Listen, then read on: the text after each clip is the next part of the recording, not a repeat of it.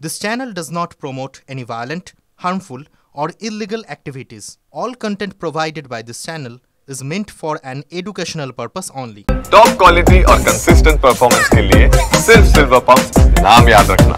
মুখ্যমন্ত্রী মমতা বন্দ্যোপাধ্যায়ের আজ মুর্শিদাবাদ সফর। সেই মুর্শিদাবাদ যেখানে হিংসায় প্রাণ গিয়েছে দুজনের, সেই জায়গার নাম হচ্ছে জাফরাবাদ। এই জাফরাবাদে আজ ব্যাপক উত্তেজনা। রাতের অন্ধকারে হিংসায় নিহতদের বাড়ির দরজা মেরামত করা হয়েছে বলে অভিযোগ।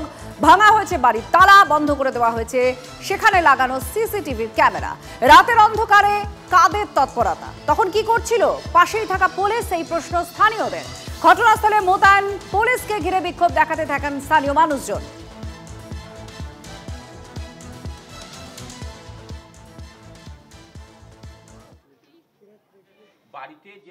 আগামীকাল মুখ্যমন্ত্রী আসবেন শামশেরগঞ্জে, তার আগে জাফরাবাদে সবকিছু যেন ঠিকঠাক এমনটাই দেখানোর কোথাও যেন চেষ্টা চলছিল।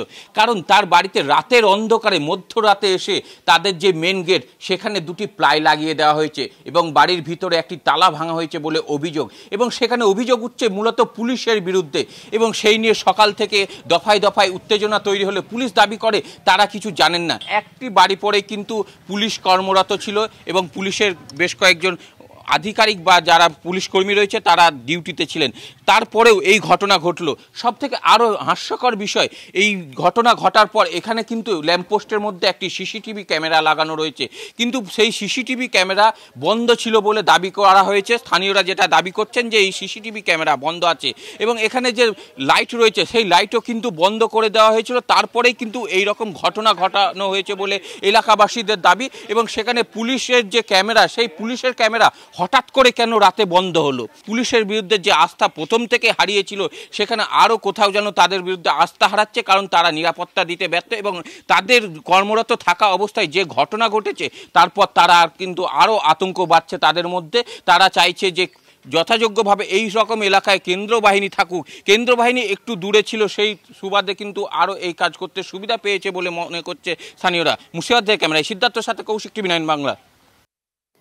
স্থানীয় মানুষজন তারা শুধুমাত্র অভিযোগ করে থেমে থাকছেন না, তারা যথেষ্ট ক্ষুব্ধ এই পুরো ঘটনায়। তারা বলছেন কেন করা হয়েছে ঘটনা আর কারা করলো, এই দুটো স্পষ্ট প্রশ্ন তাদের সামনে। তারা চাইছেন কেন্দ্রীয় বাহিনী মোতায়েন করা হোক। যে পুলিশ এই জাফরাবাদে এই ঘটনাস্থলে কর্মরত ছিল ওই সময়, সেই পুলিশের ওপরে তাদের ভরসা নেই, তারা ভরসা করতে পারছেন না পুলিশের ওপরে। তারা বলছেন যে কেন্দ্রীয় বাহিনী দেয়া হোক। কারা চোরের মতো এই কাজ করেছে? আজ অত্যন্ত গুরুত্বপূর্ণ একটি দিন। মুখ্যমন্ত্রী মমতা বন্দ্যোপাধ্যায় তিনি মুর্শিদাবাদ সফরে যাচ্ছেন। তার আগে জাফরাবাদে নিহতদের বাড়ির দরজা সেটা মেরামত করা হয়েছে। কে করলো, কেন করলো, কেন একবারও জানানো হলো না এই বাড়ির লোকজনদের যে তাদের বাড়ির দরজা মেরামত করা হচ্ছে? আর সেখানে বিজেপির তরফ থেকে অভিযোগ করা হচ্ছে যে অল ইজ ওয়েল, এমনটা দেখানোর চেষ্টা করা হচ্ছে। পুলিশ প্রশাসন মুখ্যমন্ত্রীকে এই ছবিটাই তুলে ধরার চেষ্টা করছে না, সেই জন্য এত মেরামতি চলছে। আপনাদের শোনাবো স্থানীয় মানুষজনের বক্তব্য যে তাদের ক্ষোভ কোথায়, তাদের প্রশ্ন কি। তো এগুলা আমরা সাধারণ পাবলিক কি করে কার উপরে ভরসা করব? এখনো পুলিশের উপর তাহলে আতঙ্ক আরো বাড়ছে, আরো তো বাড়ছে। না হলে এই জিনিস কেন করবে? ও দিনের বেলায় তো করতে পারতো। আমার বাড়ি, আমাকে যদি বলে কেউ কি তোমার দরজাটা ভাঙা আছে আমি ভালো করব, সেটা উত্তর তো দিনের বেলায় পেতে পারতো। হ্যাঁ, তো রাত্রে বেলায় কেন করলে? সে তদন্তটা কে করবে? সাধারণ পাবলিক করবে না পুলিশ প্রশাসন করবে? গন্ডা বাহিনী, মমতার গন্ডা বাহিনী।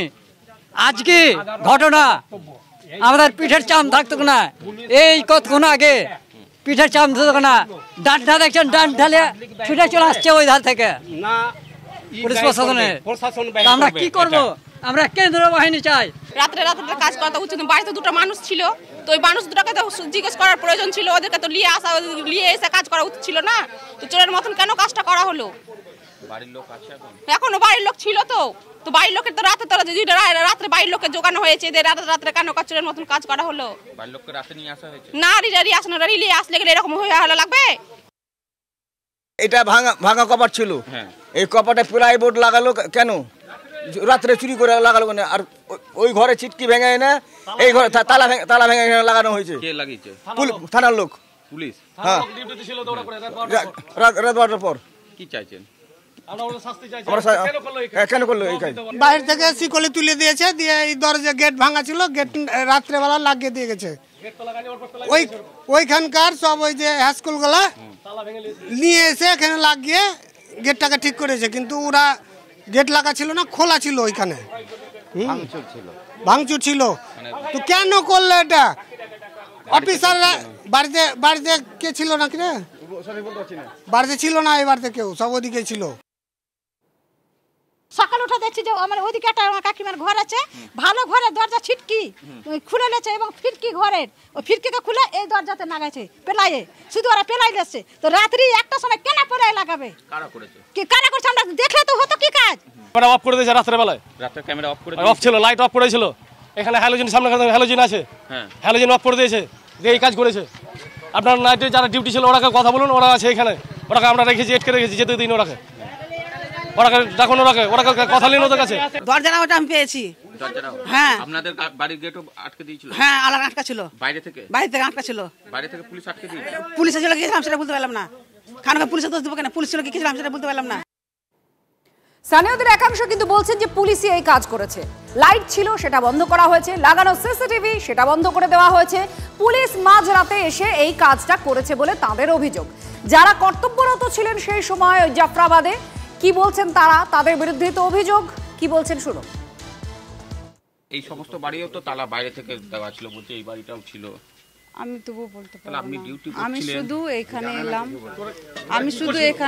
আমাকে বললো কি এখানে ডিউটি করতে আসতে হবে, এখানে বসে থাকবো। আমি এখানে বসেছিলাম, আমি বের হই। আশেপাশে কিছু হয়েছে দেখেননি? না, আমি দেখিনি। ডিউটি করার মানে কি? এখানে মানুষ তো এমনিতে পুলিশের উপর আস্থা হারাচ্ছে, আপনারা থাকার পরে এরকম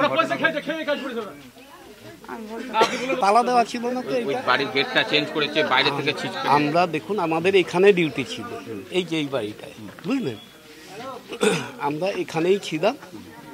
ওইদিকে তো আমরা কি হয়েছে আমরা কোনো খবরও পাইনি, ওই জন্য আমরা যেতে পারিনি। কিন্তু অভিযোগ যে আপনারা ডিউটি থাকার পরে। হ্যাঁ, আমরা তো এখানে ডিউটি করছিলাম, আমরাও তো বলছি যে আমরা এখানে ডিউটি করছি।